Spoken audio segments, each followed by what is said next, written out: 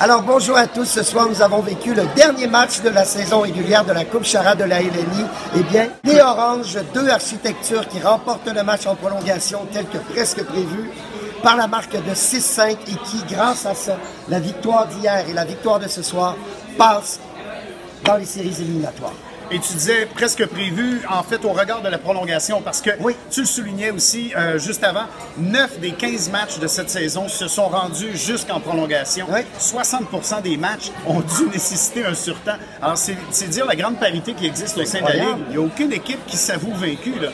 C'est très difficile de distancer ses adversaires dans cette ligue-là. Les matchs se rendent à la limite. Ça s'est décidé sur la dernière improvisation en prolongation qui allait passer en séries éliminatoires. Et ça s'est terminé sur la dernière improvisation du match. Et c'est les Verts, malheureusement, qui ne feront pas partie des séries éliminatoires. Les Verts, malgré une bonne saison, mais les statistiques ne nous mentent jamais. Écoute, avant le match, on a commencé avec les Verts avaient un taux de réussite en comparé de 37%. C'est pas excellent, c'est pas terrible non plus, mais il faut un petit peu plus que ça. Et du côté des Oranges, on avait un taux de réussite de 62%.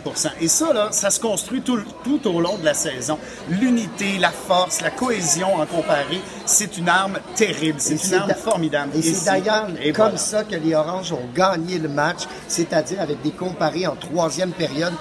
En prolongation. Et en prolongation. Ils ont gagné toutes leurs comparés en troisième période et en prolongation. C'était des comparés très bien construites, très bien conclues aussi, qui ont ravi le public. Alors, c'est ça, on va chercher vraiment un élément là, offensif important en développant notre esprit de corps. Mais les Verts ont connu une saison, ils ont perdu leur entraîneur pendant quelques matchs, ils ont perdu des joueurs aussi. Ça a été un peu difficile de se retrouver. Ils se sont retrouvés en fin de saison, mais c'était un peu trop tard. Et écoute, ils ont livré quand même toute une belle saison, une saison tout en audace, tout en expérimentation.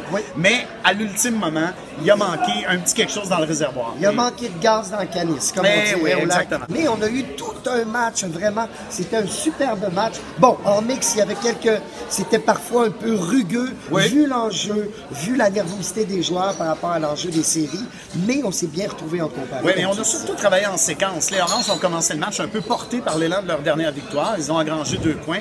Par la suite, c'est les Verts qui sont revenus, qui ont pris le contrôle du match. Mais par la suite, les Oranges ont mené jusqu'à la fin. Et voilà, ça s'est conclu comme ça. D'ailleurs, la comparée des Oranges sur les profs dans la salle des profs. C'est l'impro dans la salle des profs où ils ont gagné la mention antidote pour la meilleure qualité du français parlé. Extraordinaire. François-Étienne Paré, Brigitte Soucy ont développé tout un art de la langue française, si on peut dire, avec de nombreux jeux de mots, avec les conjugaisons, avec Ils ont conjugué le désir. Oui, ils ont conjugué le désir, vraiment. Alors, pour la première fois cette saison, nous avons donc donné l'étoile antidote à un joueur et une joueuse, un couple de la même équipe, donc des Oranges. Et du côté de l'équipe des Verts, on a récompensé le travail de Joël Paré-Beaulieu.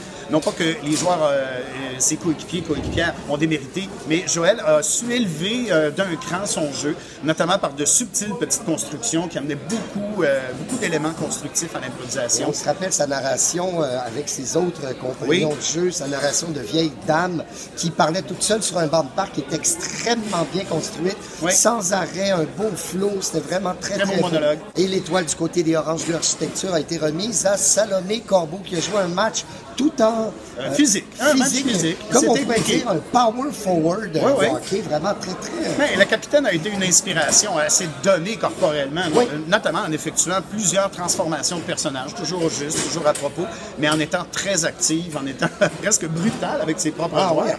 Mais aussi pour susciter des actions, pour créer des lignes de passe, et ça a fonctionné.